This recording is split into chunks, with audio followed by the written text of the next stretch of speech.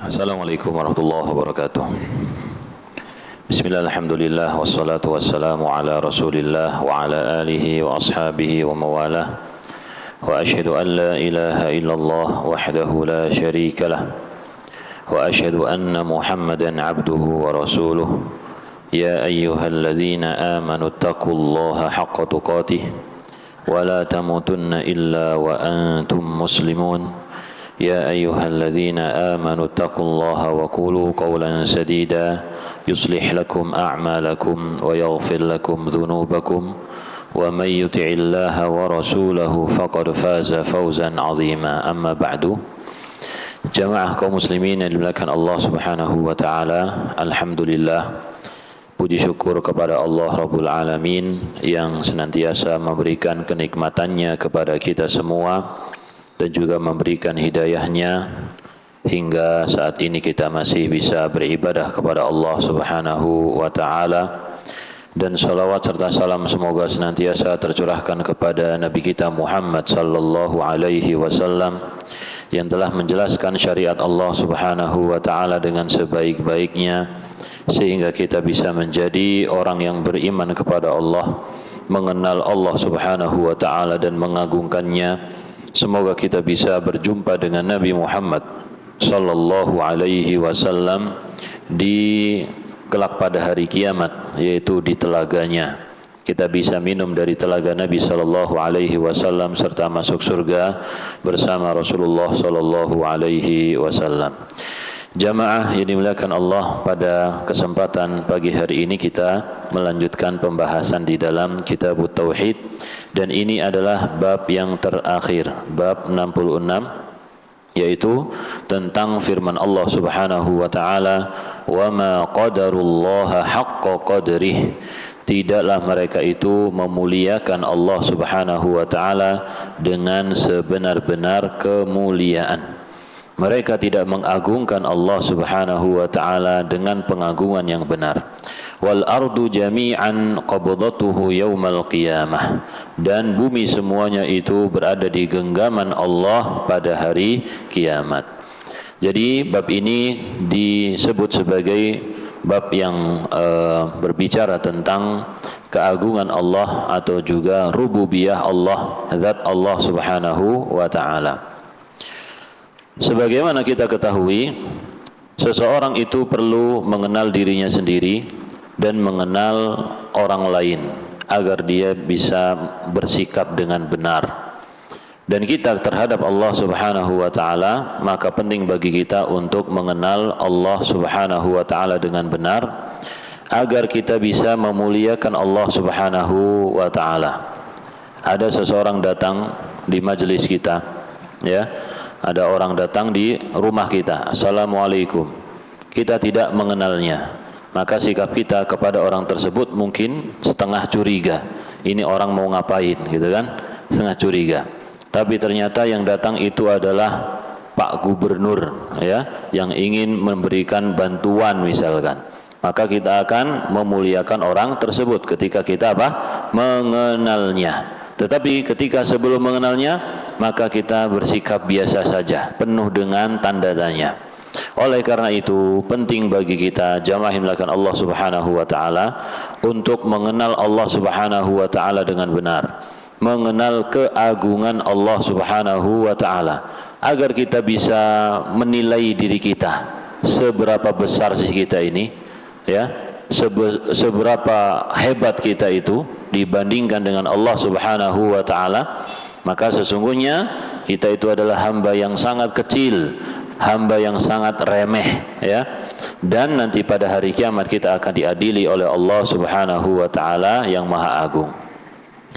Seperti bahwasanya kita sering mengucapkan Allahu Akbar, ya. Allahu Akbar, apa artinya? Allah maha besar. Ketika kita mengerjakan sholat atau dikumandangkannya takbir, ya, Allahu Akbar, Allahu Akbar, panggilan sholat diawali dengan menyebut kebesaran Allah Subhanahu wa ta'ala, ya, artinya kita dipanggil dengan diingatkan dengan kebesaran Allah Subhanahu wa ta'ala.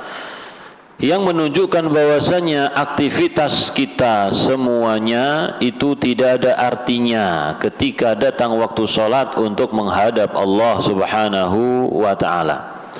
Dan segala jabatan yang kita miliki pun tidak ada artinya dibandingkan dengan hak Allah Subhanahu wa ta'ala kepada kita. Sehingga kalau kita benar-benar memuliakan Allah, mengenal Allah Subhanahu wa ta'ala, mengetahui keagungan Allah, sangat mudah bagi kita untuk meninggalkan apapun dan menghadap Allah Subhanahu wa ta'ala, yaitu mengerjakan sholat lima waktu, ya. Dan juga dengan mengenal keagungan Allah Subhanahu wa ta'ala akan meruntuhkan kesombongan yang mungkin ada di dalam diri kita. Seseorang apabila dia menyombongkan diri, tentu di dalam tentu ada faktor-faktor yang menyebabkan dia itu menyombongkan diri. Apa itu? Kelebihan-kelebihan yang dia miliki. Contohnya kelebihan harta, atau juga kelebihan kecerdasan, cerdas sekali dia, atau juga kelebihan wawasan, dia memiliki wawasan yang sangat luas, ilmu yang luas, ya. Maka ini adalah beberapa faktor yang menyebabkan seseorang menyombongkan diri. Atau juga kekuasaan, jabatan yang tinggi, dia sebagai seorang raja, penguasa misalkan, ya. Maka ketika seorang hamba ini mengenal keagungan Allah Subhanahu wa ta'ala, ya, Allah yang maha mengetahui, Allah ilmunya lebih luas, jauh lebih luas, adapun yang kita ketahui adalah sedikit. Ketika kita seorang yang memiliki kekuasaan, dan kita ingat Allah Subhanahu wa ta'ala adalah penguasa alam semesta, penguasa langit dan bumi, maka runtuhlah kesombongan kita sebagai seorang penguasa. Ketika kita melihat harta kekayaan kita dan mengingat bahwasanya Allah lah yang lebih kaya, Allah maha kaya, maka runtuhlah kesombongan kita yang didasari dengan apa? Dengan harta. Dan setiap kesombongan kita lihat bahwasanya Allah Subhanahu wa ta'ala lebih sempurna, ya. Itu salah satu cara seseorang apabila dia ingin memberikan terapi, ya, memberikan terapi kepada hatinya apabila dia mengetahui ada indikator yang mengarah kepada kesombongan. Hancurkan kesombongan tersebut dengan mengenal keagungan Allah Subhanahu wa ta'ala. Dan juga dengan keagungan Allah Subhanahu wa ta'ala yang kita ketahui, ya, kita akan bisa memuliakan Allah dengan sebenar-benarnya.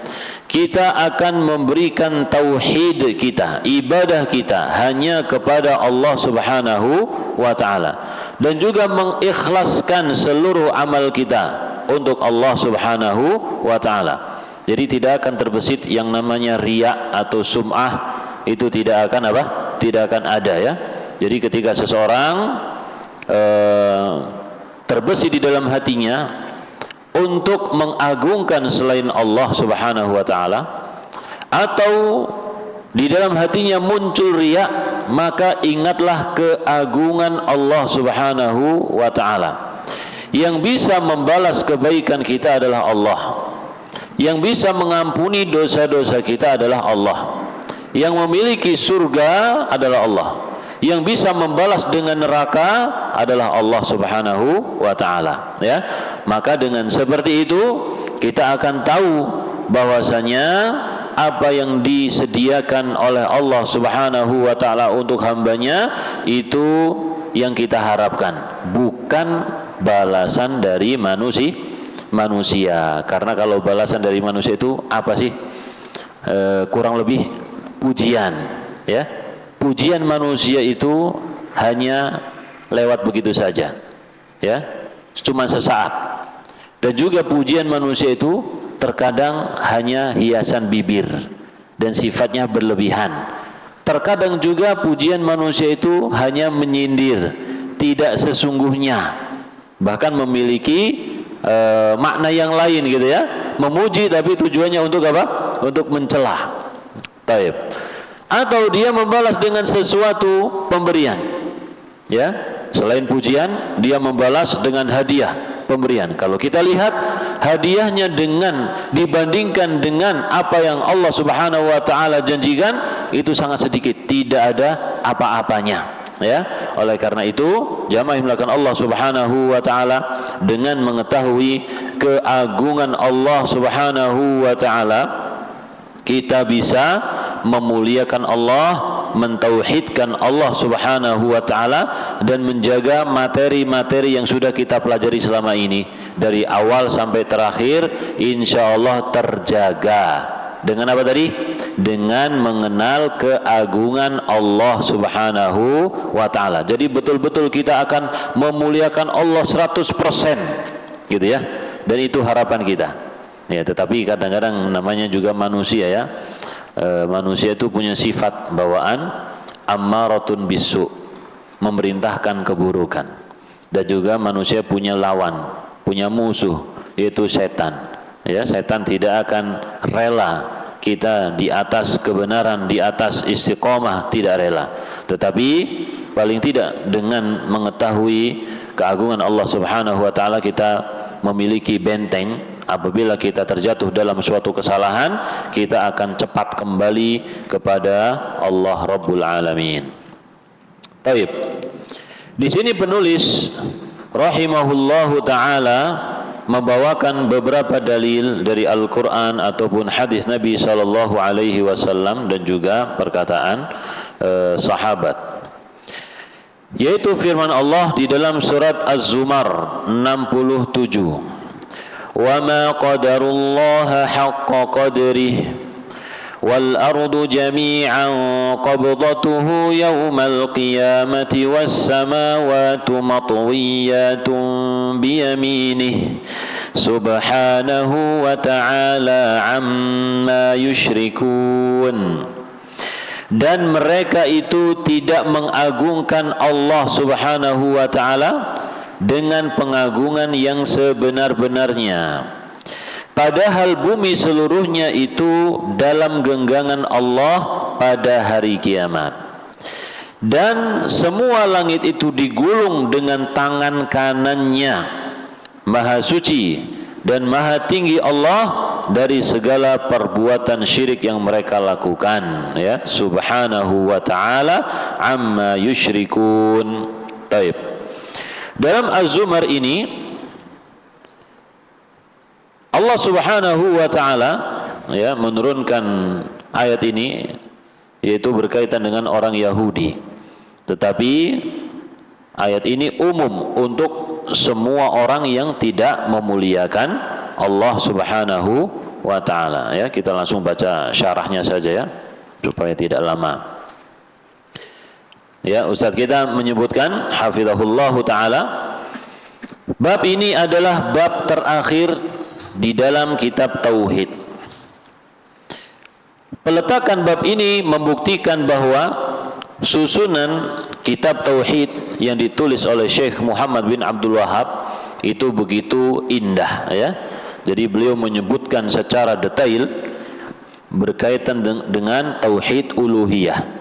Tidak ada suatu kitab yang mencakup bagian-bagian Tauhid Uluhiyah lebih lengkap daripada yang ditulis oleh Syekh Muhammad bin Abdul Wahab.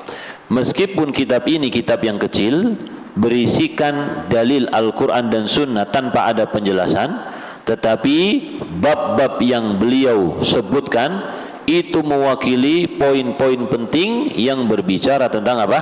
Tentang tauhid yang harus difahami oleh setiap kaum muslimin. Tujuannya apa? Tujuannya adalah agar kaum muslimin benar-benar memuliakan Allah Subhanahu wa ta'ala. Ya, makanya beliau di akhir bab ini menyebutkan tentang keagungan Allah Subhanahu wa ta'ala. Karena seseorang setelah belajar pembahasan tauhid dari bab 1 sampai bab 65, tinggal apa? Tinggal dipraktekkan, ya, tinggal dipraktekkan. Kalau tidak dipraktekkan bagaimana? Maka jatuhnya dia tidak memuliakan Allah Subhanahu wa ta'ala. Kalau dia mempraktekkan materi tauhid ini, berarti dia disebut sebagai orang yang memuliakan Allah Subhanahu wa ta'ala. Baik. Beliau menutup kitab Tauhid yang jumlahnya 66 bab ini dengan penjelasan sebab terjadinya kesyirikan. Apa itu sebab terjadinya kesyirikan? Yaitu perbuatan yang tidak mengagungkan Allah Subhanahu wa taala sebagaimana semestinya, ya. Seseorang tidak bisa memuliakan Allah Subhanahu wa taala dengan sebenar-benarnya. Seandainya seluruh manusia itu mengagungkan Allah Subhanahu wa taala sebagaimana semestinya, maka tentu kesyirikan tidak akan terjadi. Akan tetapi kenyataannya banyak manusia yang lalai, lupa, ya, untuk mentauhidkan Allah Subhanahu wa taala sehingga mereka terjerumus di dalam kesyirikan, menurunkan derajat Allah Subhanahu wa taala, ya, tidak memuliakan Allah Subhanahu wa taala. Taib. Tadi kita bacakan ayat wa ma qadarullaha haqqa qadrih. Ayat semisal ini ada beberapa, ya, disebutkan oleh Allah Subhanahu wa taala seperti dalam surat Al-An'am dan juga surat Al-Hajj. Taib. Jadi intinya, ya, disebutkan dalam 3 ayat itu, yaitu orang-orang yang tidak memuliakan Allah Subhanahu wa taala adalah orang-orang yang melakukan kesyirikan, orang-orang yang tidak mengakui sifat-sifat keagungan Allah Subhanahu wa taala, dan juga orang-orang yang menuduh Allah Subhanahu wa taala, ya. Orang-orang yang menuduh Allah Subhanahu wa taala seperti dalam surat Al-An'am, mereka menuduh bahwasanya Allah Subhanahu wa taala tidak mengutus para utusan dan juga tidak menurunkan kitab-kitab sebagai sarana untuk memberi hidayah kepada manusia. Taib. Dan intinya semua ayat ini berbicara tentang apa? Orang-orang yang tidak sopan, atau bahasa kita orang yang kurang ajar, gitu ya. Orang-orang yang kurang ajar kepada Allah Subhanahu wa taala, entah dengan memberikan sifat-sifat yang tidak patut bagi Allah, dengan menyekutukan Allah Subhanahu wa taala, atau menuduh bahwasanya Allah Subhanahu wa taala tidak mengutus para utusan dan tidak menurunkan apa? Kitab-kitabnya. Baik. Oleh karena itu, ya, di akhir ayat yang kita sebutkan tadi, Allah mengatakan subhanahu wa ta'ala amma yusyrikun. Maha suci Allah Subhanahu wa ta'ala, ya, maha suci Allah yang maha tinggi dari apa yang mereka sekutukan, ya. Apa hubungannya kira-kira? Hubungannya sangat jelas, ya. Jadi disebutkan dalam awal tadi, mereka tidak memuliakan Allah Subhanahu wa ta'ala. Kemudian di akhir ayat disebutkan maha suci Allah dari apa yang mereka lakukan dari kesyirikan, ya. Jadi orang yang melakukan kesyirikan itu tidak memuliakan Allah Subhanahu wa ta'ala. Kemudian dijelaskan tentang ayat yang tadi kita baca dalam sebuah hadis yang diriwayatkan oleh Ibnu Mas'ud radhiyallahu anhu. Beliau berkata, salah seorang pendeta Yahudi datang kepada Rasulullah sallallahu alaihi wasallam lalu berkata, "Ya Muhammad, inna najidu anna Allah yaj'alus samawati ala isba'." Kami mendapatkan di mana? Di dalam kitab suci kami, ya, kitab Taurat, bahwasanya Allah Subhanahu wa ta'ala menjadikan langit yang 7 itu pada 1 jari. Nah, di sini disebutkan apa? Jari. Wal aradina ala isba', dan bumi yang 7 lapis itu juga pada 1 jari. Wasyajara ala isba', dan pepohonan itu pada 1 jari. Wal ma'a ala isba', air juga pada 1 jari. Wathara ala isba', dan juga tanah pada 1 jari. Wasairal khalqi ala isba', dan seluruh makhluknya pada 1 jari. Fayaqul anal malik, lalu Allah Subhanahu wa taala mengatakan, aku adalah raja, ya. Yang dimaksud oleh orang Yahudi di sini adalah kejadian nanti pada hari kiamat, ketika Allah Subhanahu wa taala menggulung, menghancurkan langit dan bumi, ya, maka Allah Subhanahu wa taala menjadikan makhluk-makhluk ini ada di genggaman Allah Subhanahu wa taala.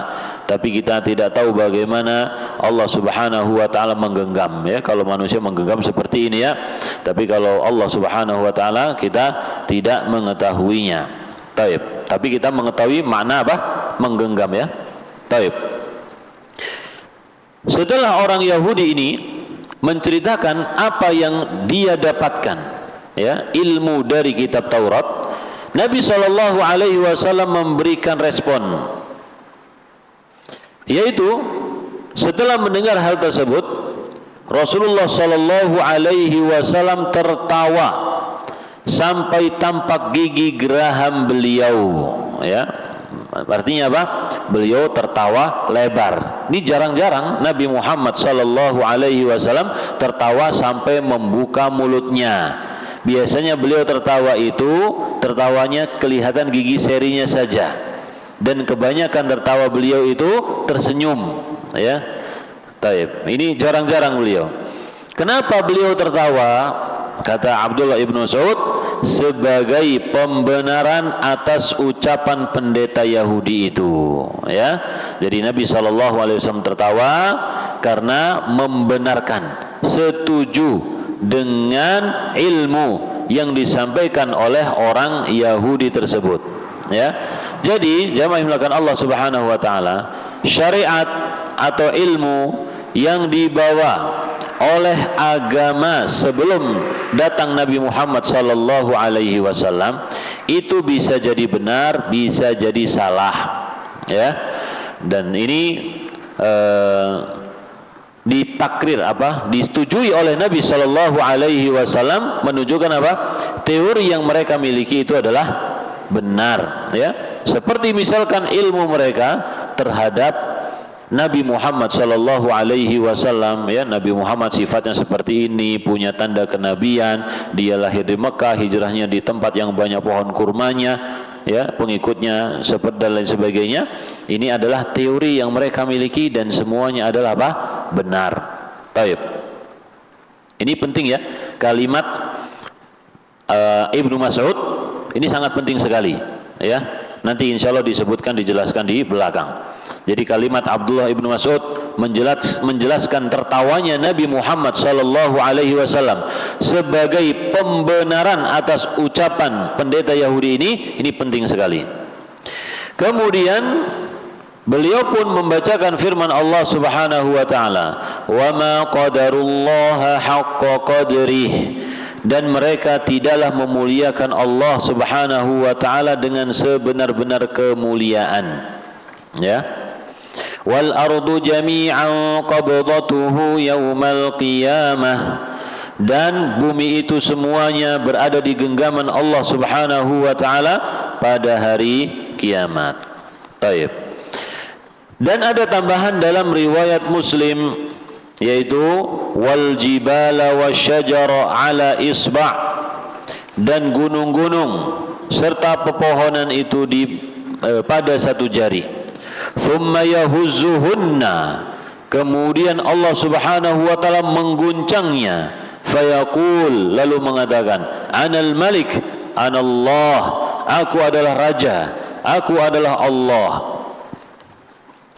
Dalam riwayat Al-Bukhari juga ada lafaz lain, yaitu yaj'alus samawati ala isba', Allah menjadikan langit itu pada satu jari, wal ma'i wathara, wal ma'a wathara ala isba', air dan juga tanah pada satu jari, wasairal khalqi ala isba', dan seluruh makhluk itu pada satu jari. Jadi hadis ini rawahul Bukhari wa Muslim. Kalau rawahul Bukhari dan Muslim namanya hadis apa? Muttafaqun alaihi, disepakati kesohihannya, ya. Jadi orang tidak bisa menuduh hadis ini adalah hadis yang dhaif, nggak bisa, ya, karena sudah disepakati apa? kesahihannya, tidak ada jalan untuk mendhaifkannya. Taib. Hadis ini untuk ahlu sunnati wal jamaah sangat mudah diterima, ya. Meskipun di sana menyebutkan tentang tangan, disebutkan tentang jari jemari Allah Subhanahu wa taala, sangat mudah diterima, ya. Kita mengatakan Allah punya tangan, Allah punya jari, ya kan? Tetapi untuk sebagian orang tidak mudah menerimanya. Kita mengatakan Allah punya tangan, Allah punya jari berdasarkan hadis ini dan juga ayat Al-Qur'anul Karim. Tetapi di dalam pikiran kita, di dalam otak kita tidak boleh membayangkan tangan atau jari Allah Subhanahu wa taala. Dan juga tidak boleh menyamakan, menganalogkan tangan Allah dengan tangan siapapun yang ada, tidak boleh, ya. Jadi itu sebatas itsbat, keyakinan, ya, penetapan sesuai dengan apa yang disebutkan dalam Al-Quran dan hadis Nabi Sallallahu Alaihi Wasallam. Taib.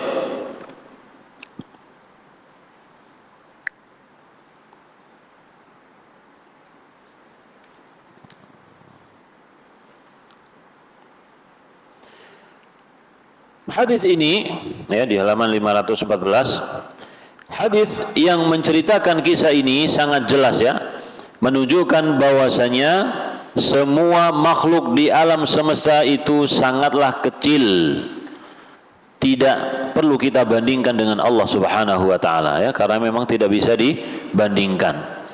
Allah Subhanahu wa taala menyebutkan, ya, tentang genggamannya. Langit dan bumi itu berada di genggamannya, itu bukan untuk membandingkan antara makhluk dengan Allah Subhanahu wa taala, ya.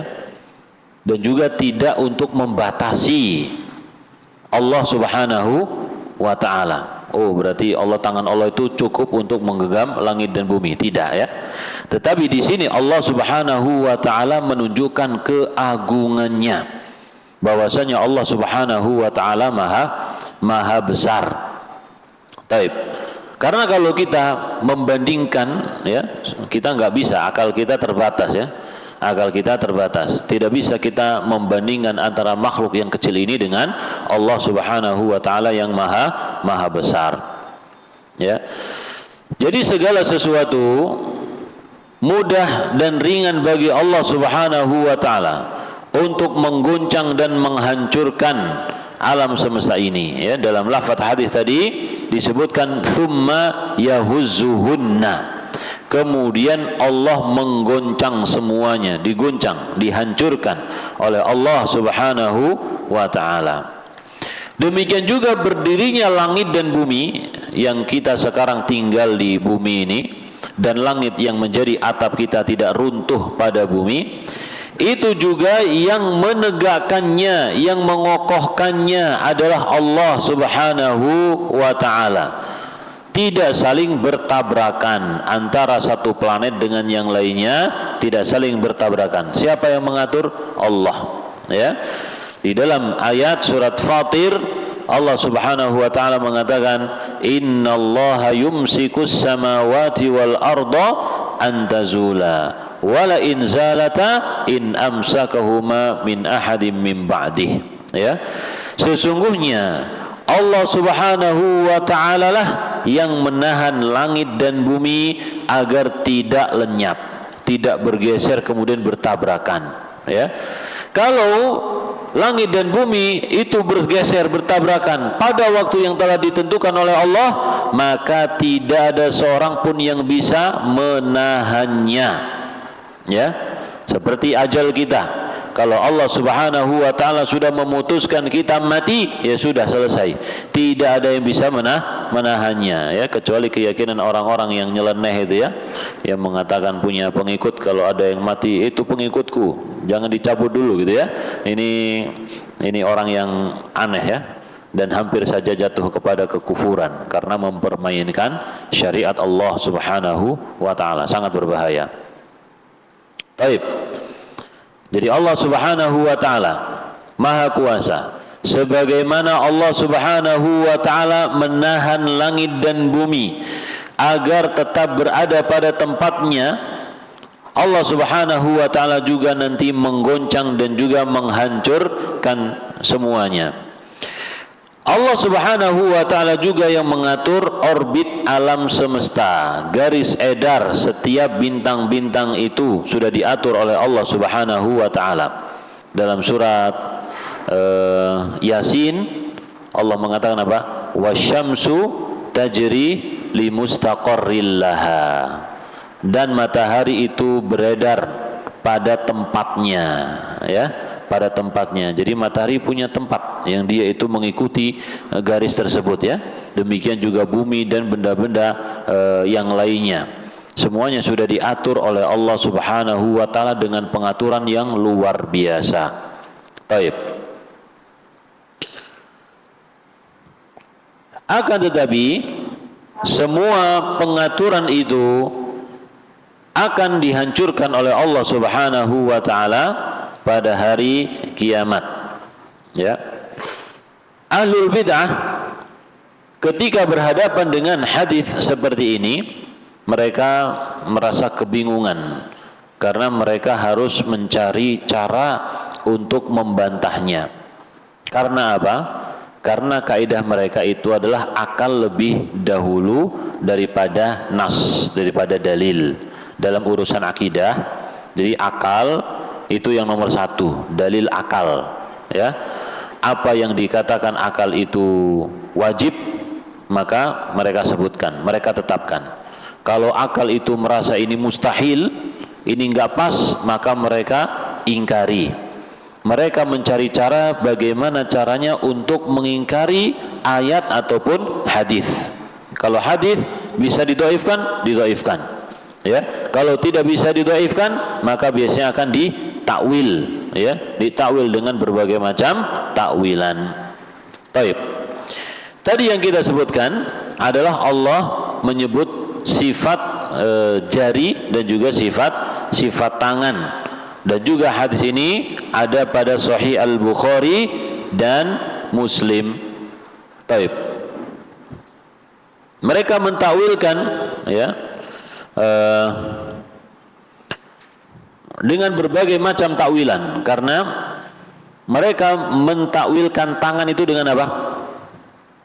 Mentakwilkan tangan dengan kekuasaan, ya. Jadi langit dan bumi itu berada di kekuasaan Allah Subhanahu wa taala. Apa bedanya? Sebelum dihancurkan itu juga ada di kekuasaan Allah. Ketika dihancurkan juga ada di kekuasaan Allah. Ya, maka tidak ada perbedaan kalau ditakwilkan seperti itu. Oleh karena itu disebutkan bantahan, ya, dengan hadis ini, yaitu yang pertama, jika saja perkataan pendeta Yahudi tersebut salah, tentu Nabi Muhammad sallallahu alaihi wasallam akan marah dan mengingkarinya, ya. Akan tapi Nabi Muhammad sallallahu alaihi wasallam tidak mengingkarinya. Taib. Dan ini menunjukkan apa? Ini menunjukkan bahwasanya apa yang disampaikan oleh orang Yahudi ini adalah suatu kebenaran. Karena Nabi Muhammad sallallahu alaihi wasallam tidak boleh mendiamkan suatu kemungkaran. Ya. Nabi Muhammad sallallahu alaihi wasallam tidak boleh mendiamkan suatu kemungkaran. Taib. Kemudian yang kedua, Abdullah ibn Mas'ud menyebutkan tentang tertawanya Nabi Muhammad sallallahu alaihi wasallam dengan ucapan tasdiqan liqaulil habr. Nabi tertawa karena membenarkan ucapan pendeta tersebut. Nah, ini sangat jelas nih. Ya, membenarkan berarti Nabi sallallahu alaihi wasallam tidak mengingkarinya. Adapun orang yang mentakwilkan itu mengatakan apa? Abdullah bin Mas'ud keliru. Tertawanya Nabi Muhammad itu untuk mengingkari, bukan untuk menyetujui, gitu ya. Nah, ini ucapan apa? Orang yang mengingkari sifat Allah Subhanahu wa taala sampai berani menuduh Abdullah ibnu Mas'ud tidak faham atau gagal faham, gitu, ya. Jadi jatuh kemana-mana mereka ini, ya. Nah, jadi pinteran mana kira-kira ini? Abdullah bin Mas'ud atau mereka? Abdullah bin Mas'ud hidup dengan lisan Nabi Muhammad sallallahu alaihi wasallam di hadapannya, dan yang pernah membacakan Al-Quran di hadapan Nabi Muhammad sallallahu alaihi wasallam, dan juga yang pernah beliau puji dengan mengatakan, barang siapa yang ingin membaca Al-Quran seperti dia baru turun masih seger, gitu ya, seperti baru turun, maka bacalah seperti bacaan Abdullah bin Mas'ud, gitu, ya. Dan Habr termasuk ini, Abdullah bin Mas'ud itu ulama, ya. Dalam urusan faraid beliau juga dijadikan rujukan, ya. Tetapi untuk orang yang suka mentakwil, Abdullah bin Mas'ud ini pun dianggap apa? Dianggap salah faham, kurang pinter dalam memahami isyarat Nabi Muhammad sallallahu alaihi wasallam. Ini namanya kurang ajar yang berikutnya, ya. Baik. Kemudian yang ketiga, bantahan yang ketiga.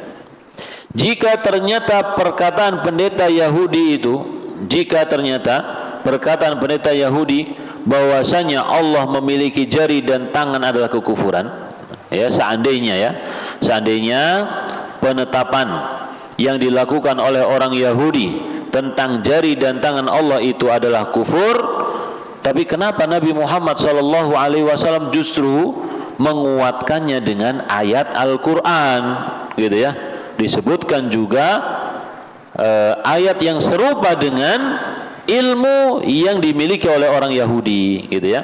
Maka ini menunjukkan pendapat orang yang mentakwilkan itu adalah salah, ya. Yang benar adalah menetapkan sifat tersebut.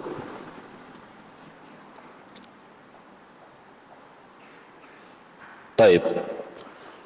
Jadi intinya, jamaah yang melakukan Allah Subhanahu wa taala, ayat ini menjadi ujian yang besar, ya, bagi orang-orang yang mengingkari sifat Allah Subhanahu wa taala yang menurut mereka harus ditakwil, ya, tidak boleh ditetapkan atau bahkan harus ditiadakan. Taib. Dari kisah di atas menunjukkan bahwasanya tidak semua ilmu ahlul kitab atau sesuatu yang terdapat dalam Taurat dan Injil itu salah, ya. Tidak semua materi yang dibawa oleh ahlul kitab itu salah. Tidak semua yang tercantum dalam kitab Taurat dan Injil itu salah, tidak. Bahkan sebagian besar itu benar. Yang dirubah, yang dikurangi atau yang ditambah, ya, itu lebih sedikit daripada yang apa? Yang benar. Baik. Ya, buktinya ahlul kitab mereka mengenal Nabi Muhammad sallallahu alaihi wasallam dan mengenal agama mereka melalui kitab mereka, dan banyak disetujui oleh Nabi sallallahu alaihi wasallam. Misalkan rajam, ya. Misalkan rajam. Nabi Muhammad sallallahu alaihi wasallam ketika didatangi oleh orang-orang Yahudi karena di antara mereka ada laki-laki dan perempuan melakukan zina, ya. Mereka berusaha mencari rukhsah, keringanan. Ayo coba kita datang kepada Nabi itu, orang yang menganggap dirinya Nabi karena dia datang dengan membawa banyak keringanan, ya. Diberitakan dalam kitab mereka Nabi Muhammad datang dengan banyak apa? Keringanan. Datanglah mereka kepada Nabi Shallallahu Alaihi Wasallam, lalu bertanya, ya, apa hukuman untuk orang yang berzina, laki-laki dan perempuan? Maka dengan mudah Nabi Shallallahu Alaihi Wasallam mengatakan, apa yang kalian dapatkan, apa yang kalian temukan dalam kitab kalian? Coba lihat kitab kalian apa isinya. Dibacalah, ya, oleh seorang Yahudi dari kitab Taurat, dibaca. Tapi ada bagian yang ditutup sama tangan, ya, atau jari mereka. Ya, Abdullah bin Salam kemudian mengatakan, angkat tanganmu. Ada yang terlewat itu enggak kebaca. Akhirnya dibaca, ya, ternyata di situ ada ayat yang isinya rajam. Ayat yang isinya rajam. Jadi apa artinya? Nabi Muhammad sallallahu alaihi wasallam memerintahkan orang Yahudi untuk kembali kepada kitab suci mereka, menunjukkan sebagian besar dari kitab suci tersebut adalah benar, masih sesuai dengan petunjuk Allah Subhanahu wa ta'ala, ya, maka dijadikan rujukan oleh mereka. Taib. Dan ini diakui oleh Nabi Muhammad sallallahu alaihi wasallam. Taib. Saya ulang ya. Ini menunjukkan bahwasanya tidak semua yang terdapat dalam Taurat dan Injil itu salah, atau bahkan kita katakan masih banyak materi di dalam kitab Taurat dan Injil itu yang benar, yang tidak menyimpang, ya. Meskipun kita tahu bahwasanya kitab Taurat dan Injil itu mengalami perubahan, tapi bukan berarti semua yang ada dalam kitab Taurat dan Injil itu batil atau salah. Taib.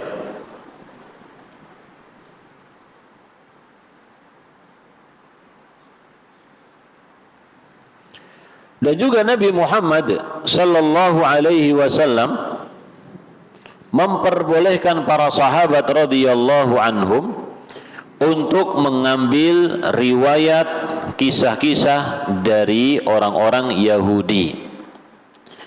Beliau mengatakan hadithu an bani Israel wala haraj. Ceritakanlah tentang Bani Israel atau dari Bani Israel, itu tidak mengapa.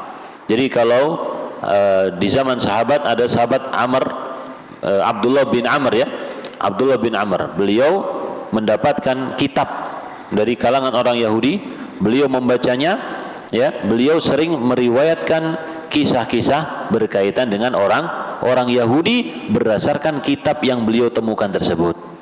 Kalau kisah-kisah itu tidak bertentangan dengan Islam, ya, dengan apa yang disampaikan oleh Nabi Shallallahu Alaihi Wasallam, maka itu tidak mengapa, tidak apa-apa. Apalagi kisah yang dibawakan itu juga mendukung atau menjelaskan apa yang pernah disampaikan oleh Nabi Muhammad Shallallahu Alaihi Wasallam, itu juga tidak apa-apa. Misalkan kisah tentang Ashabul Kahfi, ya, kisah tentang Ashabul Kahfi. Kalau dalam Al-Quran kisahnya sangat pendek sekali, ya, mungkin diambil dari kitab yang lain, entah kitab Injil, ya, Injil atau kitab-kitab cerita yang lainnya. Apabila itu tidak bertentangan, maka diperbolehkan. Nah, beliau juga pernah mengatakan la tusaddiqu ahlal kitabi wa la tukadzibuhum. Janganlah kalian membenarkan ahli kitab dan jangan juga mendustakan mereka, yaitu pada materi-materi yang kita tidak mengetahui ini benar atau salah, ya. Maka kita tidak dituntut untuk membuktikan ini benar atau ini salah, ya. Yang penting tidak ada suatu pelanggaran, ya sudah, kita ambil ibrahnya saja. Tapi kalau bertentangan dengan syariat Allah Subhanahu wa taala, maka kita ingkari. Kalau sesuai dengan penjelasan syariat Allah, maka kita apa? Kita benarkan. Nah, dan juga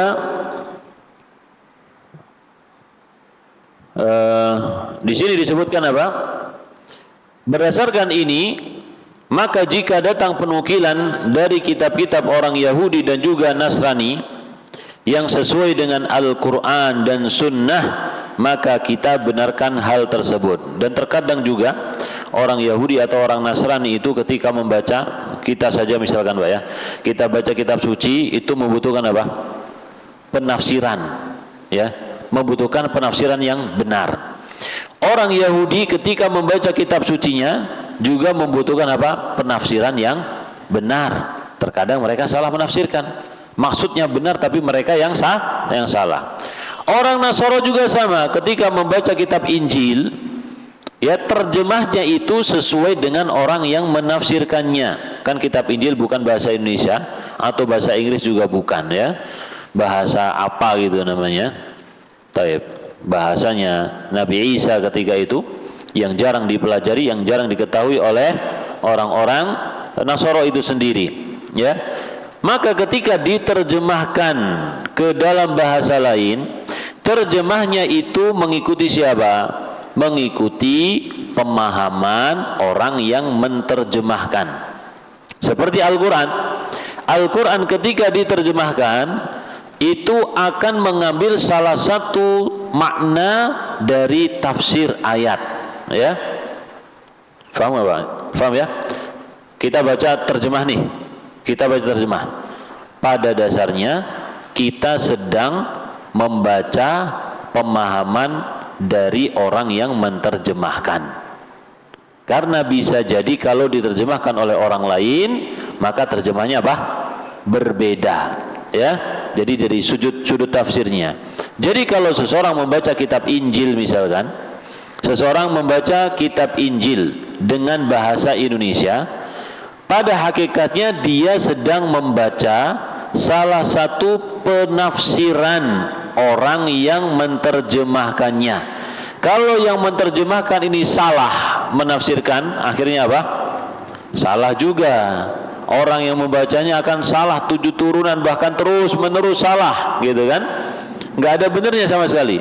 Tapi kalau yang menafsirkan, yang menerjemahkan ini tafsirnya benar, ya sudah benar, ya. Nanti tafsirnya, terjemahan ini ditafsirkan lagi, gitu kan? Tafsir terjemahan, ya. Terjemahan ini butuh ditafsirkan lagi, dan seperti itu jamaah, ya.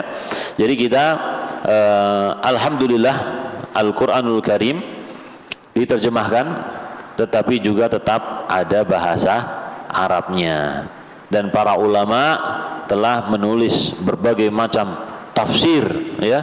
Banyak sekali para ulama yang menafsirkan Al-Qur'anul Karim dengan membawa riwayat-riwayat Al-Quran, hadis, ucapan para sahabat, dan juga yang lainnya. Ini sangat membantu kita untuk kembali apabila ada sesuatu yang keliru dari penafsiran siapapun, ya, entah penafsiran orang-orang zaman sekarang atau penjelasan dari ustadz ataupun kiai, kita bisa cek kembali kepada kitab aslinya. Taib. Nah, ini kemudian beliau menjelaskan apa? Hal ini perlu menjadi perhatian bagi kita, mengingat ada sebagian orang yang menolak sifat-sifat Allah dengan mengait-ngaitkan apa yang diyakini oleh orang Yahudi dan Nasrani. Misalkan mereka mengatakan, jadi orang-orang yang mentakwil itu berkata apa? Keyakinan bahwa Allah itu di atas adalah keyakinan yang sama dengan keyakinannya orang Yahudi. Nah, pertanyaannya, apakah kalau keyakinan seorang Muslim sama dengan keyakinan orang Yahudi, otomatis keyakinan itu salah? Ya, salah atau tidak? Nah, pertanyaannya tidak mesti salah, bahkan bisa jadi benar. Kita katakan, kalau semua yang diyakini oleh orang Yahudi dan Nasrani tidak boleh diyakini oleh seorang Muslim, ya, maka tentu kita tidak boleh juga meyakini bahwa Tuhan kita adalah Allah. Karena orang Yahudi mengakui Tuhannya siapa? Allah. Orang Nasrani juga mengakui Tuhannya Allah, ya. Seperti itu juga syariat memakai apa? Kerudung, ya. Jadi menutup aurat. Menutup aurat.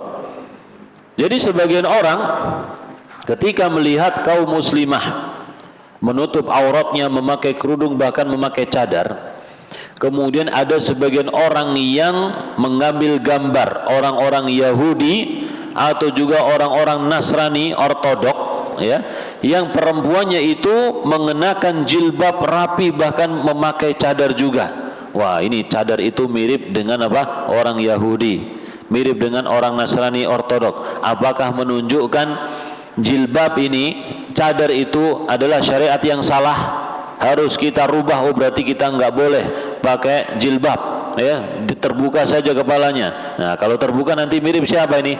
Mirip orang Yahudi dan Nasrani yang tidak menutup aurat juga sama. Ya, tinggal kita mirip siapa ini? Mirip orang yang fasik atau mirip orang yang taat, kan gitu, ya. Jadi tidak bisa kita mengatakan kalau mirip dengan orang Yahudi dan Nasrani maka harus dirubah, tidak bisa. Sebagaimana telah dijelaskan di atas bahwasanya tidak semua keyakinan Yahudi dan Nasrani itu salah. Di antara keyakinan mereka yang benar adalah pencipta alam semesta ini adalah Allah Subhanahu wa ta'ala.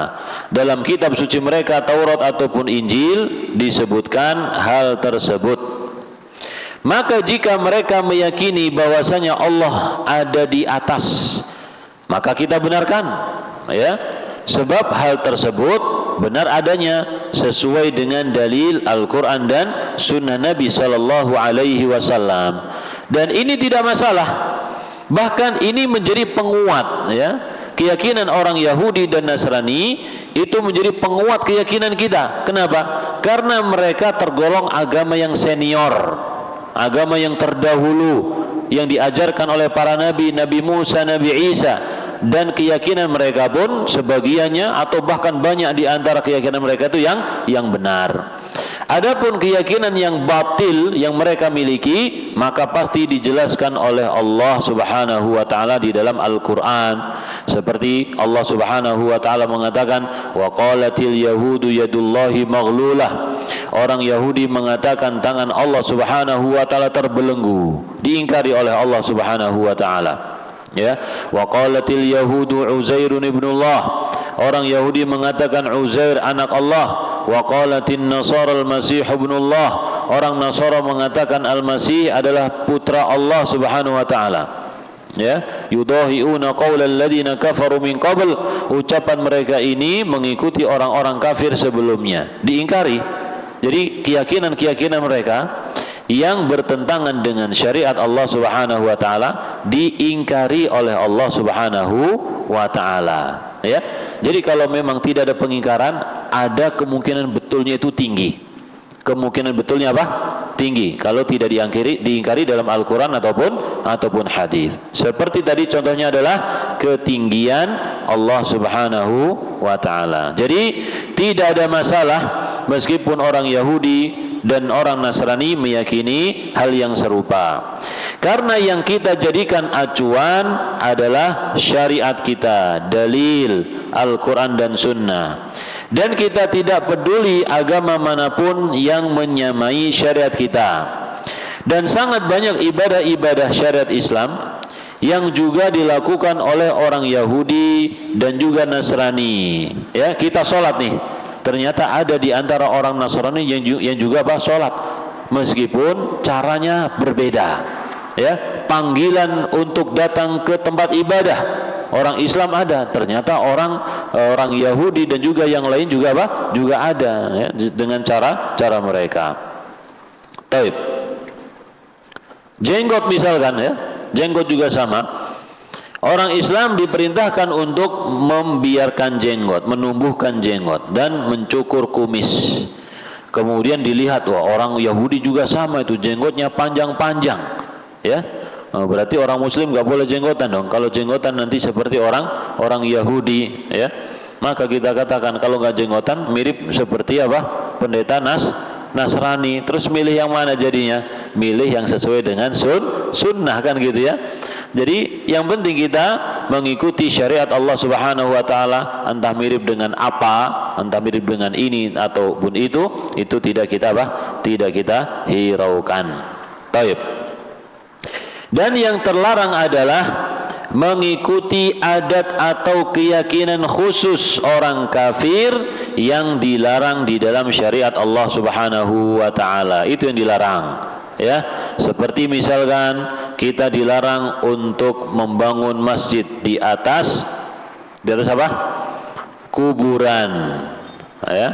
Kuburan kemudian dibikin tempat ibadah. Ini jelas dilarang. Dan itu perbuatan orang Yahudi dan juga Nasrani yang dilaknat oleh Nabi Muhammad sallallahu alaihi wasallam. Sangat jelas. Taib. Jika di dalam syariat kita diperintahkan, maka tidak perlu lagi memikirkan apakah ada orang kafir yang menyamainya atau tidak, ya. Demikian juga Yahudi dan Nasrani, mereka meyakini tentang nabi-nabi Bani Israel. Mereka meyakini Nabi Musa itu Nabi, Nabi Isa Nabi, Nabi Ibrahim dan Nabi-Nabi yang lainnya. Mereka yakin mereka semua adalah Nabi. Demikian juga kita juga meyakini berdasarkan Al-Quran dan Sunnah apa yang disebutkan oleh mereka itu adalah seorang nabi. Taib. Hal ini bukan sebagai bentuk mengikuti keyakinan Yahudi dan Nasrani, akan tetapi karena memang syariat Islam membenarkan hal tersebut. Ya, bahkan justru banyak para ulama yang menjadikan keyakinan Yahudi dan juga Nasrani sebagai dalil bahwasanya Allah Subhanahu wa taala di atas, karena memang sudah menjadi keyakinan para nabi sebelumnya, diajarkan oleh para nabi kepada pengikutnya, dan itu juga sudah ditunjukkan oleh fitrah yang dimiliki oleh manusia, ya. Jadi fitrah manusia semuanya mengatakan bahwasanya Allah Maha Tinggi di atas hambanya, ya. Taib. Jadi itu tadi beberapa keterangan dari ucapan orang Yahudi kepada Nabi Muhammad sallallahu alaihi wasallam, ya. Kami mendapatkan dalam kitab kami mendapatkan di dalam syariat mereka tentang keagungan Allah Subhanahu wa taala. Allah menunjukkan kerajaannya pada hari kiamat. Allah Subhanahu wa taala yang telah menegakkan langit dan bumi, maka pada hari itu Allah Subhanahu wa taala menghancurkannya. Baik. Dalam riwayat Imam Muslim dari Ibnu Umar bahwasanya Rasulullah sallallahu alaihi wasallam bersabda, "Yatwillahu as-samawati yaumal qiyamah." Allah Subhanahu wa taala menggulung langit pada hari kiamat. "Tsumma ya'khudhuhunna biyadihil yumna." Kemudian mengambilnya dengan tangan kanannya, ya, menggenggamnya dengan tangan kanannya. Kemudian mengatakan, "Tsumma yaqul anal malik." Aku adalah raja. "Ainal jabbarun? Ainal mutakabbirun?" Mana orang-orang yang angkuh? Mana para penguasa yang angkuh? Mana orang-orang yang sombong itu? "Tsumma yatwil aradina as-sab'." Kemudian Allah Subhanahu wa taala menggulung langit yang 7. "Tsumma ya'khudhuhunna bishimalihi." Kemudian mengambilnya dengan tangan kirinya. Ini disebutkan tangan kanan dan apa? Dan kiri di sini, ya. Kemudian mengatakan apa? "Anal malik, ainal jabbarun, ainal mutakabbirun." Aku adalah raja, ya. Mana orang-orang yang penguasa yang menyombongkan diri itu? Taib. Hadis ini riwayat Muslim, tetapi disebutkan di dalamnya tentang sifat tangan Allah Subhanahu wa taala, yaitu kanan dan kiri.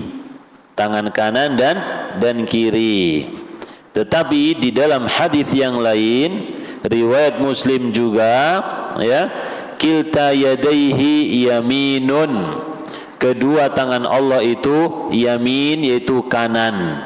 Kedua tangan Allah kanan. Kalau kita menggunakan akal kita mungkin bingung gimana tangan kedua-duanya apa? Kanan, ya. Tangan kedua-duanya apa? Kanan. Kalau manusia bagian kanan semua atau kiri semua, ini orang yang apa? Yang cacat, ya kan? Tapi tidak bisa kita bayangkan tentang Allah Subhanahu wa taala dalam hal ini. Makanya, ya, bagi ahlu sunnah wal jamaah, jalan yang paling selamat adalah menetapkan apa yang ditetapkan oleh Allah Subhanahu wa taala tanpa membayangkan, tanpa mempertanyakan bagaimana, dan juga tanpa memisalkan dengan sesuatu apapun. Baik. Dan hadis tersebut juga sama menceritakan tentang keagungan Allah Subhanahu wa taala pada hari kiamat, ya, mirip dengan ayat yang disebutkan. Jadi Allah Subhanahu wa taala memanggil orang-orang yang sombong, raja-raja dunia yang menyombongkan diri dengan kekuasaannya. "Anal malik, ainal jabbarun, ainal mutakabbirun." Taib. Jadi seluruh makhluk itu ya, seluruh makhluk hina di hadapan Allah Subhanahu wa taala. Ya. Wa in kullu man fis samawati wal ardi illa atir rahmani abda. Dalam surat Maryam Allah Subhanahu wa taala mengatakan, segala sesuatu yang ada di langit dan juga di bumi nanti datang kepada Allah Subhanahu wa taala menyandang gelar apa? Abdun. Menyandang gelar satu saja gelarnya, yaitu hamba Allah Subhanahu wa taala. Tidak ada titel macam-macam, tidak ada. Ya. Semuanya hanya bergelar apa? Abdun, hamba Allah Subhanahu wa taala. Titelnya raja enggak dipakai lagi. Titelnya presiden juga tidak dipakai lagi, ya. Semuanya datang dalam keadaan hamba. Bahkan orang-orang yang sombong itu dengan kekuasaannya atau dengan kekayaannya atau dengan ilmunya, Allah Subhanahu wa taala akan menghinakan mereka pada hari kiamat. Disebutkan dalam hadis, yuhsyarul mutakabbiruna yaumal qiyamati amsala dzarri. Orang-orang yang sombong itu nanti pada hari kiamat dikumpulkan mereka seperti dzar, seperti semut. Semut ya, kita ini besar, semut itu kecil. Kita mudah mau menghinakan semut ya, diinjak-injak kemudian dia apa? Mati kan gitu ya. Seperti semut kecil fi suwarir rijal, hanya saja bentuknya apa? Bentuknya manusia. Ya, jadi manusia semut ini ya. Yaghshahumul dhullu min kulli makan. Mereka ini, orang-orang yang sombong ini diliputi oleh kehinaan di mana saja, karena dikumpulkan bersama orang-orang yang normal tingginya, dan mereka dikumpulkan dengan postur tubuh yang kecil seperti semut. Taib. Kemudian mereka akan digiring ke dalam neraka dan dimasukkan ke dalam apa? Penjara yang namanya apa? Namanya apa? Penjara untuk orang-orang sombong di neraka namanya apa namanya? Bulas ya. Namanya apa? Bulas. Penjara untuk orang-orang yang sombong. Jadi di hari kebangkitan mereka dijadikan kecil dan terinjak-injak, kemudian nanti dimasukkan ke dalam neraka, dimasukkan ke sebuah penjara di dasar neraka, dan mereka dikasih minum dari tinatul khobal, yaitu usaratu ahlin nar ya, cairan-cairan yang keluar dari tubuhnya penghuni neraka. Ini orang yang menyombongkan diri. Taib. Hadis yang diriwayatkan oleh Ibnu Umar tadi terdapat pembahasan tentang sifat Allah Subhanahu wa taala, yaitu sifat tangan kiri dan kanan. Diperselisihkan oleh para ulama tentang maknanya. Ada yang menyebutkan hadis ini adalah hadis yang dhaif ya. Wallahu a'lam bishawab ya. Pembahasan ini dibahas oleh para ulama di pembahasan asma wa sifat. Mereka berselisih apakah hadis ini sahih atau tidak.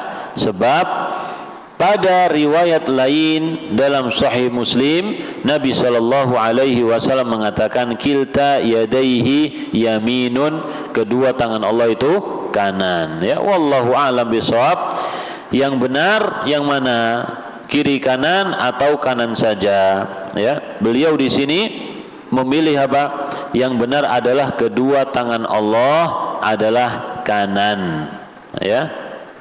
Kedua tangan Allah adalah kanan. Sebab banyak para ulama yang mendhaifkan riwayat Ibnu Umar ini, yaitu riwayat menyebutkan tangan kiri. Ya, wallahu a'lam bishawab. Meskipun terdapat di dalam Sahih Muslim, tetapi banyak ulama yang mendhaifkannya.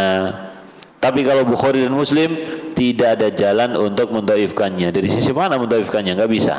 Tapi kalau riwayat Muslim saja masih bisa, masih mungkin. Apalagi yang sifatnya hanya mutaba'at. Ya, mutaba'at itu yang bagian bawah. Bab, kemudian hadis, ada beberapa hadis di bawahnya. Yang bagian bawah ini bisa jadi apa? Dhaif. Bisa jadi dhaif. Kalau yang atas biasanya sahih. Ya.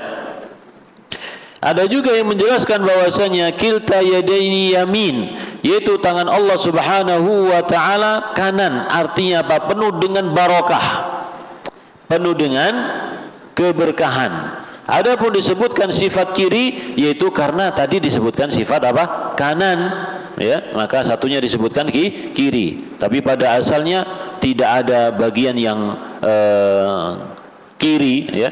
Tetapi semua tangan Allah Subhanahu wa taala penuh dengan keberkahan, dan keberkahan itu identik dengan bagian apa? Kanan, gitu ya. Wallahu alam bissawab. Hadis ini semakin menunjukkan bahwasanya Allah Subhanahu wa taala tidak bisa dibayangkan seperti halnya kita membayangkan makhluk.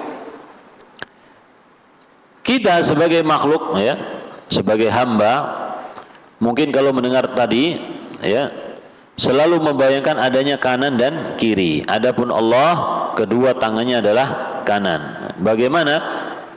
Tidak bisa kita, bagaimananya tidak bisa kita cerna ataupun kita fahami, dan seterusnya. Intinya seperti tadi sudah kita jelaskan, ya, bahwasanya Allah Subhanahu wa taala menghancurkan langit dan bumi pada hari kiamat dengan mudah.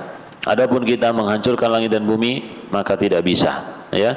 Meskipun kita kerahkan bom nuklir sebanyak-banyaknya, tidak bisa menghancurkan langit dan bumi kalau Allah Subhanahu wa taala tidak mengizinkannya. Mungkin terjadi kerusakan?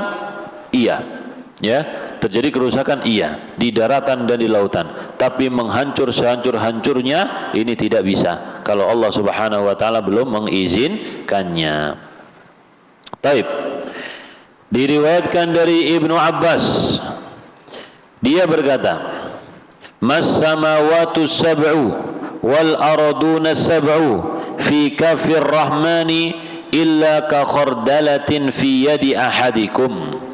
Tidaklah langit 7, ya, langit itu 7 dan bumi juga 7 di telapak tangan Allah Subhanahu wa taala Ar-Rahman, kecuali bagaikan sebutir biji sawi diletakkan di telapak tangan seorang di antara kalian. Ya, biji sawi yang kecil ditaruh di tangan kita. Taib. Hadis ini juga menjelaskan betapa kecilnya langit dan bumi dibandingkan dengan tangan Allah Subhanahu wa taala.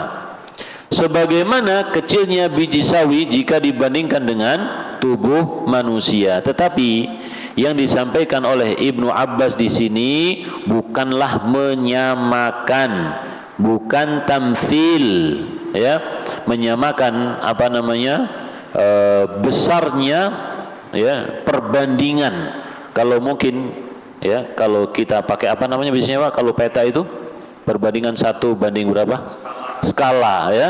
Kalau kita hitung dengan skala itu mungkin akan ketemu angkanya, ya kan. Misalkan skalanya sawi itu 1, nanti tangan itu skalanya berapa kan, gitu ya. 1 banding berapa?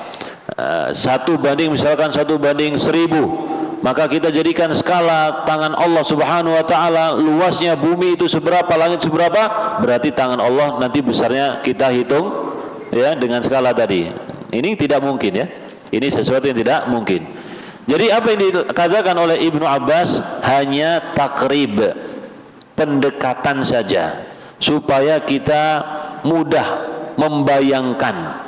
Berarti Allah Subhanahu wa taala sangat besar. Tapi itu pun bukan batasan, ya, itu bukan batasan. Jadi intinya ini menunjukkan Allah Subhanahu wa taala maha besar. Ini riwayat Abdullah bin Ahmad di dalam As-Sunnah.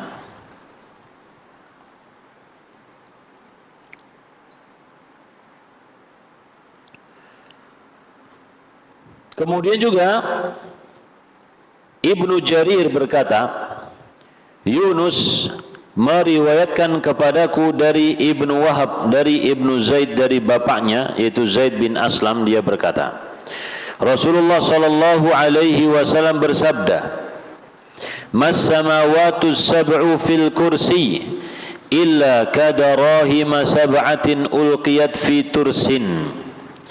Tidaklah langit yang 7 itu dibandingkan dengan kursi Allah Subhanahu wa taala, melainkan seperti dirham-dirham yang 7 dilemparkan ke perisai yang besar. Ya, ada perisai, tahu perisai tameng ya kan? Kemudian di situ ditaruh dirham. Dirham itu koin ya, mungkin sebesar uang 1000. Taib. Itu bandingannya kecil sekali ya. Hadis ini hadis yang didhaifkan ya, sangat didhaifkan oleh Ibnul Madini, ulama ahli hadis. Dan juga Abu Hatim, didhaifkan oleh Imam An-Nasa'i dan lain sebagainya. Jadi inti dari hadis ini adalah dhaif, tetapi memiliki makna yang saling menguatkan dengan hadis-hadis yang lainnya. Dan juga Ibnu Jarir berkata, dan Abu Dzar berkata, Abu Dzar radhiyallahu anhu sahabat Nabi, aku mendengar Rasulullah sallallahu alaihi wasallam bersabda, mal kursiyyu fil arsy illa ka halqatin min hadidin ulqiyat baina dhahrai falatin. Tidaklah kursi itu dibandingkan dengan arsy. Kursi ada arsy, kecuali seperti gelang yang terbuat dari besi yang dilemparkan ke tanah lapang ya, padang pasir yang lapang.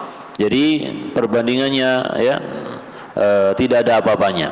Ini perbandingan antara kursi dengan arsy Allah Subhanahu wa taala. Riwayat ini kurang lebih sama ini ya. Al-'Azamah dan dari Abu Syekh Al-Asbahani. Allah Subhanahu wa taala menyebutkan di dalam ayat kursi surat Al-Baqarah tentang kursi ya, wasi'a kursiyyuhus samawati wal ard. Kursi Allah meliputi langit dan bumi. Kursi Allah meliputi langit dan bumi ya. Artinya apa? Kalau langit dan bumi diletakkan di kursi, maka kursinya itu masih cukup bisa menampung karena luas sekali. Kursi itu sudah luas, tetapi ketika ditaruh di arsy, ternyata kursi itu sangat apa? Sangat kecil. Dan Allah Subhanahu wa taala tinggi di atas arsy. Allah Maha besar. Allah tidak membutuhkan singgasana ya, tetapi Allah lah yang memberi rizki kepada singgasana tersebut. Dan dari arsy itu Allah Subhanahu wa taala memberikan berbagai macam rizki kepada hambanya, apalagi hamba yang nanti hidup di surga. Kata Nabi sallallahu alaihi wasallam, minha tafjuru anharul jannah ya, minhu tafjuru anharul jannah. Dari arsy itu Allah Subhanahu wa taala memancarkan sungai-sungai di surga. Baik. Langit dan bumi yang begitu besar, jika dibandingkan dengan kursi Allah, maka seperti cincin yang diletakkan di padang pasir. Adapun kursi Allah sendiri, jika dibandingkan dengan arsy, maka seperti cincin yang diletakkan di padang pasir. Jika saja luas kursi dan arsy Allah tidak mampu untuk kita bayangkan, maka bagaimana kita bisa membayangkan kebesaran Allah Subhanahu wa ta'ala ya? Tentu ini tidak dicapai oleh otak kita ya, sulit untuk kita bayangkan. Baik. Kemudian diriwayatkan dari Ibnu Mas'udin radhiyallahu anhu bahwasanya beliau mengatakan, bainas sama'i dunya wallati taliha 500 amin. Antara langit dunia, jaraknya ya, dengan langit yang berikutnya adalah 500 tahun perjalanan. Wa baina kulli sama'in wa sama'in 500 amin. Antara satu langit dengan langit berikutnya adalah 500 tahun perjalanan. Wa bainas sama'is sabi'ah wal kursi. Antara langit ketujuh dengan kursi, yaitu jaraknya 700 tahun perjalanan. Wa bainal kursi wal ma', antara kursi dengan air, ya. Air apa ini? Ya, Nabi SAW mengatakan wa kana arsyuhu 'alal ma', singgasana Allah di atas air, ya. Jadi dari kursi sampai ke air itu khamsumi'ati am, 500 tahun. Wal arsyu fawqal ma', dan arsy singgasana Allah itu di atas air. Wallahu fawqal arsy, dan Allah di atas arsy. Ini sangat jelas ini. Allah di atas arsy, ya. La yakhfa alaihi syai'un min a'malikum. Allah tidak ada yang samar bagi Allah sedikit pun dari amal perbuatan kita semua. Naam, ya. Asar ini diriwayatkan dari berbagai jalur periwayatan sebagaimana dinyatakan oleh Imam Az-Zahabi rahimahullahu taala. Taib. Jadi ungkapan ini yang disampaikan oleh Ibnu Mas'ud radhiyallahu anhu sangat jelas, ya, tentang menyebutkan keagungan Allah Subhanahu wa taala dan sifat tingginya Allah Subhanahu wa taala. Dan juga menyebutkan tentang luasnya alam semesta ciptaan Allah. Ya, kalau tadi disebutkan jarak 500 tahun itu berapa, ya? Berapa meter? Anggap saja kalau satu hari itu 100 kilo misalkan. Ini pendekatan saja, ya. Terkadang angka-angka itu juga tidak membatasi, hanya mendekatan saja, ya. Anggap saja satu hari 100 kilo, satu tahun 360 hari, berarti 36.000, ya, 36.500, 36.500 gitu, ya, dikali 500, pokoknya banyak lah, ya, berjuta-juta kilo, ya, berjuta-juta kilo jarak antara bumi dengan langit, langit dengan langit berikutnya dan seterusnya, berjuta-juta kilo. Taib. Ada yang mau ngitung? Pakai kalkulator. Ini hanya pendekatan, ya. Ini hanya pendekatan, bukan suatu batasan. Hanya saja Allah Subhanahu wa taala menyebutkan di situ makhluk yang paling tinggi adalah arsy, ya. Dan Allah Subhanahu wa taala tinggi di atas arsy.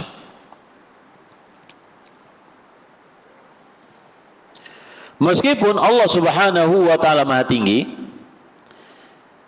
Allah Subhanahu wa taala juga memiliki sifat qaribun. Allah maha dekat, ya. Dan juga Allah Subhanahu wa taala memiliki nama huwal awwal wal akhiru wal zahir wal batin. Allah memiliki sifat al-awwal.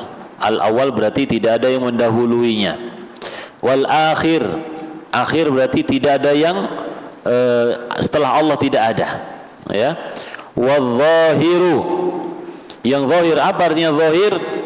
Kata Nabi SAW dalam hadis riwayat Muslim, wa anta dhahiru falaysa fawqaka syai'un, engkau adalah maha zahir, tidak ada satupun di atasmu, tidak ada satupun di atas Allah Subhanahu wa taala. Jadi Allah maha tinggi, ya.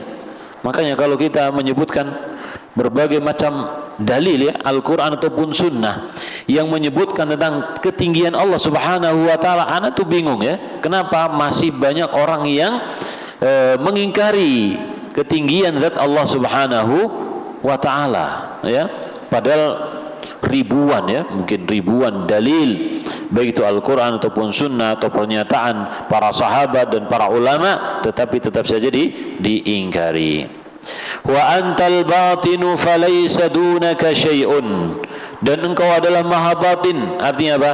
Tidak ada satupun yang tersembunyi bagimu, semuanya diketahui oleh Allah Subhanahu wa taala dengan detail, ya, sekecil apapun pasti Allah Subhanahu wa taala mengetahuinya. Jadi meskipun Allah Subhanahu wa taala maha tinggi dari segalanya, akan tetapi Allah Subhanahu wa taala mengetahui tidak ada satupun yang samar bagi Allah Subhanahu wa ta'ala, dan Allah Maha berkehendak. Wa idza sa'alaka ibadi anni fa inni qarib. Kalau ada hambaku yang bertanya tentang aku, katakan saja aku dekat. Ujibu da'watad da'i idza da'an. Aku mengabulkan orang yang berdoa ketika dia berdoa kepadaku. Dan juga Allah Subhanahu wa ta'ala mengatakan apa? Wa ma wa huwa ma'akum aynama kuntum. Allah Subhanahu wa ta'ala senantiasa bersama kalian dimanapun kalian berada, ya, dimanapun kalian, dimanapun kita, karena Allah Subhanahu wa ta'ala senantiasa mengawasi kita. Allah tidak pernah meninggalkan kita, Allah tidak pernah menjauh dari kita, enggak pernah. Orang muslim ataupun kafir selalu bersama Allah Subhanahu wa ta'ala, tidak pernah ditinggalkan oleh Allah, ya. Akan tetapi kebersamaan Allah untuk orang yang beriman ini kebersamaan yang khusus, yang memiliki mana apa? Pertolongan, ada tambahan, ya, ada tambahan keuntungan untuk orang-orang yang beriman, yaitu ditolong oleh Allah, diampuni oleh Allah Subhanahu wa ta'ala, kalau berdoa dikabulkan oleh Allah Subhanahu wa ta'ala. Taib. Jadi kita berusaha membayangkan kebesaran Allah, ya.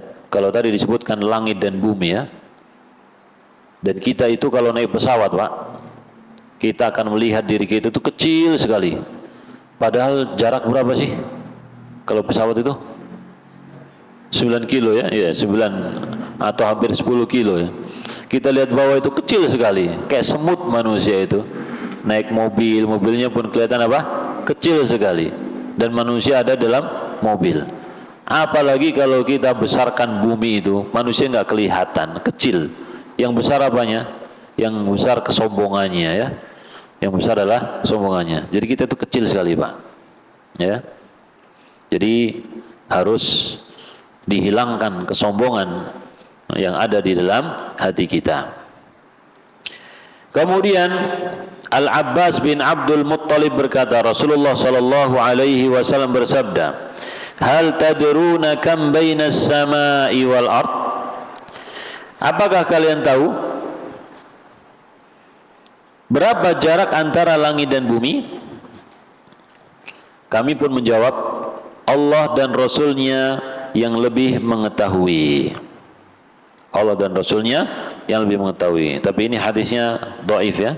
Riwayat Imam Ahmad, Hakim, Abu Ya'la. Hanya saja hadis ini dhaif dikarenakan hadis ini diriwayat melalui jalur Yahya bin Al-A'la. Al-Ala bil Al-Ala, ya. Dan juga Ibnu Hajar menyatakan ini ada perawi yang tertuduh kadzab, ya, tertuduh sebagai orang yang memalsukan hadis. Tetapi ini mirip dengan hadis yang sebelumnya diriwayatkan oleh Ibnu Mas'ud radhiyallahu anhu. Kita baca saja. Yaitu Nabi SAW kemudian mengatakan, bainahuma masiratu khamsimi'ati sanatin. Antara langit dan bumi itu jaraknya adalah perjalanan 500 tahun. Wa min kulli sama'in ila sama'in masiratu khamsimi'ati sanah. Dan juga antara satu langit dengan yang lainnya perjalanan 500 tahun. Wa kithafu kulli sama'in masiratu khamsimi'ati sanatin.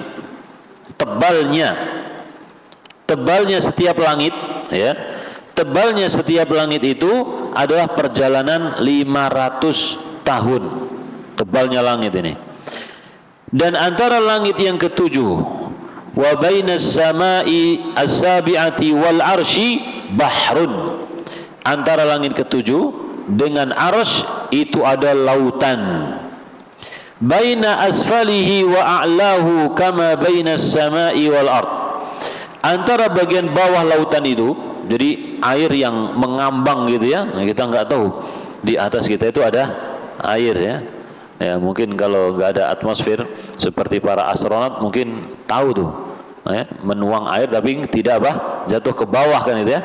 Air ada di atas, dan itu jumlahnya sangat banyak sekali. Taib. Antara bagian bawah air dengan yang paling tinggi kama bainas sama'i wal ardi. Sama ya, seperti jarak antara langit dan bumi berapa tadi? 500 tahun perjalanan. Wallahu fawqa dzalika, dan Allah Subhanahu wa taala di atas itu. Walaysa yakhfa alaihi syai'un min a'mali bani Adam, tidak ada yang samar bagi Allah sedikit pun dari amalan bani Adam. Taib. Jadi Allah Maha tinggi dan Allah Maha besar. Jadi kalau kita ketika mengucapkan Allahu Akbar, ya, kita menghayati lafaz tersebut, ini adalah lafaz yang luar biasa sekali ya, menghancurkan semua kesombongan yang ada di dalam diri kita. Nah, di sini ada gambaran ya, gambaran untuk mendekatkan saja. Ada gambaran. Baik, ada bumi, ada langit 1, 2, 3, 4, kemudian ada kursi, ada lautan air tadi ya, kemudian ada arsy, kemudian Allah Subhanahu wa taala Maha tinggi.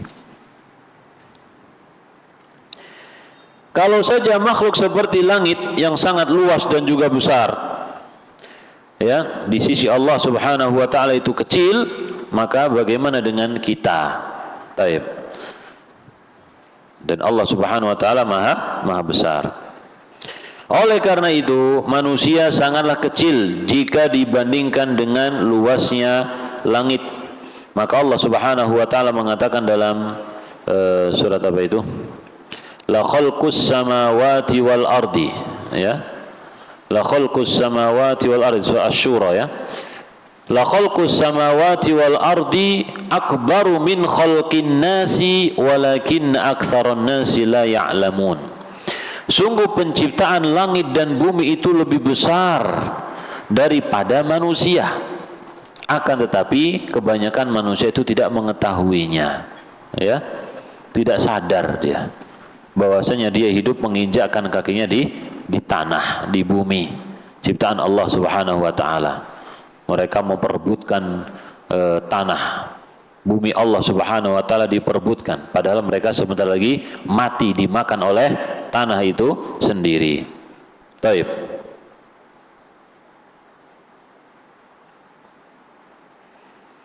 Tatkala kita mengetahui betapa agungnya Allah Subhanahu wa taala yang kita sembah, maka kita pun mengetahui bahwasanya orang-orang yang menyembah selain Allah adalah orang-orang yang melakukan kezaliman yang besar sekali.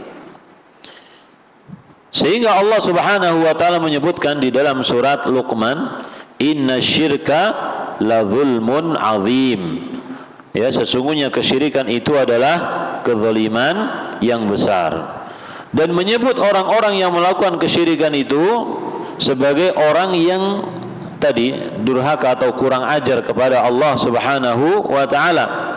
Wa ma qadarullaha haqqa qadrih, mereka tidak mengagungkan, tidak memuliakan Allah Subhanahu wa taala dengan pengagungan yang semestinya. Baik.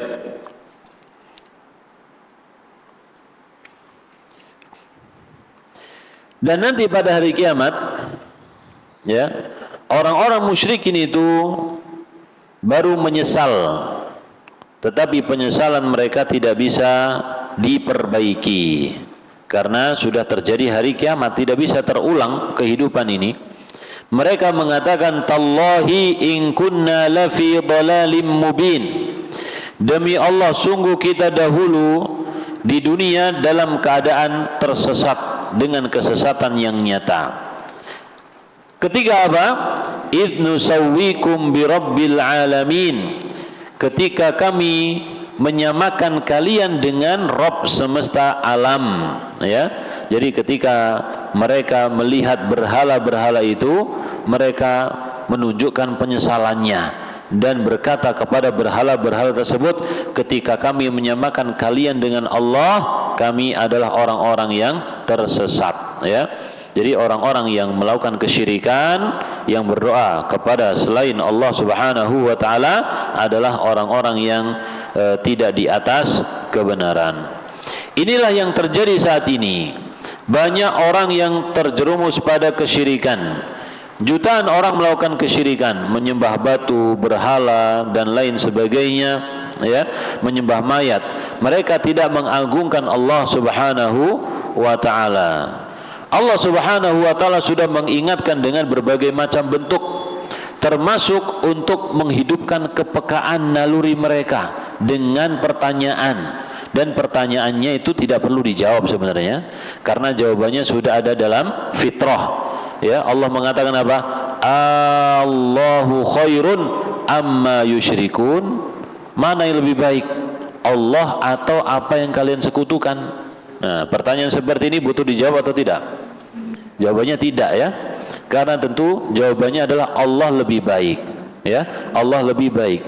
Jadi pertanyaan yang tidak membutuhkan jawaban yang terucap ini tujuannya adalah untuk menghidupkan hati yang mati. Tetapi kalau hati tersebut juga tidak terbangun, ya, tidak hidup kembali, maka tidak ada yang bisa memberi petunjuk selain Allah Subhanahu wa taala. Dan juga Nabi Yusuf ketika ingin mengajarkan tauhid kepada temannya, sebelum beliau menjelaskan takwil mimpi mereka, beliau menjelaskan dengan bentuk pertanyaan, ya sahibai sijn, wahai teman sepenjaraku, a'arbabun mutafarriquna khairun amillahul wahidul qahar. Kalau ada tuhan-tuhan yang banyak, yang berpencar-pencar, yang kecil-kecil, dibandingkan dengan Allah yang Maha Esa, yang Maha Kuasa, mana lebih baik? Ya, yang lebih baik adalah satu Tuhan yang berhak disembah, yang Maha Esa, Maha Kuasa, yang bisa mengalahkan semua tuhan-tuhan itu, kan gitu ya. Itu lebih baik. Jadi pertanyaan seperti ini tadi kita sebutkan, pertanyaan yang sebenarnya tidak memerlukan jawaban, karena naluri atau fitrah setiap manusia itu pasti mengakuinya. Taib. Jadi kalau memang sudah tidak bisa menggerakkan hati, ya, maka Allah Subhanahu wa taala lah yang memang menyesatkan mereka. Taib. Kemudian di sini beliau menyebutkan penutup, ya. Beliau menyebutkan penutup,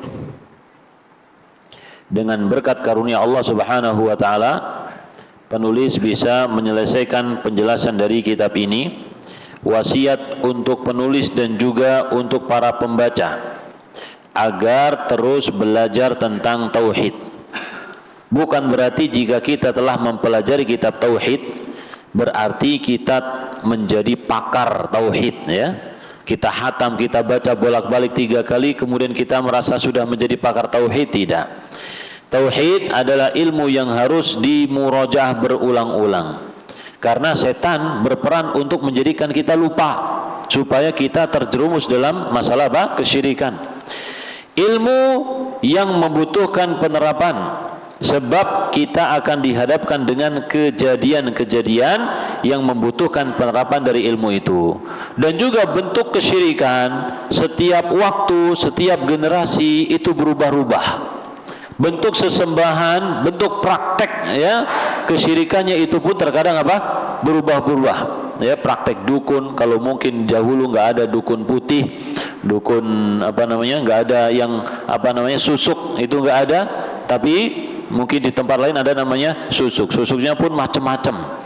Ya, dulu orang tidak ada mempelajari sihir dengan wirid-wirid, tapi sekarang ada orang yang mempelajari sihir dengan wiridan, potongan-potongan zikir dengan ritual tertentu, dan orang yang punya kesaktian berdasarkan wirid itu disebut sebagai wali oleh sebagian orang, ya. Taib. Dan ini tentu perlu tentu perlu ilmu yang mendalam berkaitan dengan tauhid, supaya kita bisa menentukan sikap ketika ada hal-hal yang baru, ya. Karena kan muncul di zaman sekarang juga ada, kemarin itu siapa, ya, jadi orang yang mengobati dengan sholawat, ya kan, diobati, tiba-tiba dia sembuh, kan itu, ya. Ternyata bohongan. Coba kalau misalkan orang tauhidnya tidak kuat, maka mungkin saja dia akan membenarkan, ya, mengikuti apa yang diucapkan oleh orang tersebut. Nih sebagai contoh beliau mengatakan apa? Di dalam kitab tauhid ada pembahasan tentang bahaya riya. Akan tetapi kita itu jatuh ke dalam riya, ya. Kadang-kadang jatuh ke dalam riya. Kemudian juga dalam kitab tauhid ada pembahasan tentang sabar ketika menghadapi musibah. Tapi kadang-kadang kita tidak bisa apa? Sabar ketika terkena musibah, bahkan suudzon kepada Allah Subhanahu wa taala. Jadi intinya jamaah yang melakukan Allah Subhanahu wa taala, meskipun kitab 3 jilid ini besar ya, dan kita sudah menghatamkannya, seandainya suatu saat terulang kembali, maka kita tetap apa? Tetap membutuhkannya. Tidak boleh kita pede, aku sudah hatam, gitu ya. Aku sudah menguasainya, aku sudah pernah membacanya sendiri berkali-kali. Itu kurang. Tetap saja apa? Tetap saja kurang. Kita membutuhkan bimbingan terus yang berkaitan dengan tauhid ini. Ghirah terhadap tauhid harus kita tumbuhkan pada diri kita.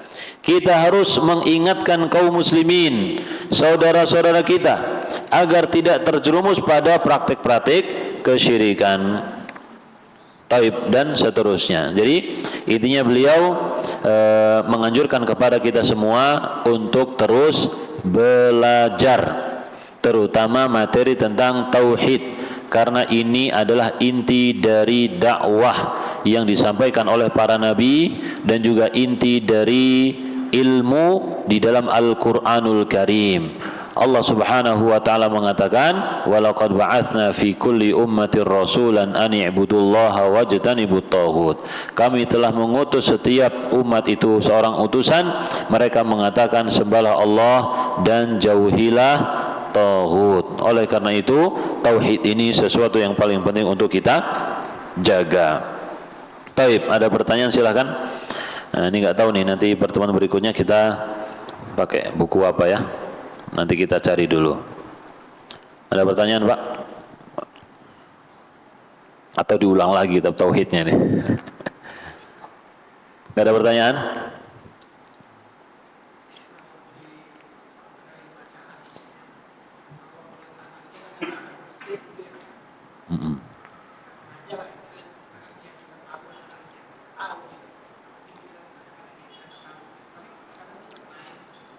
Taib.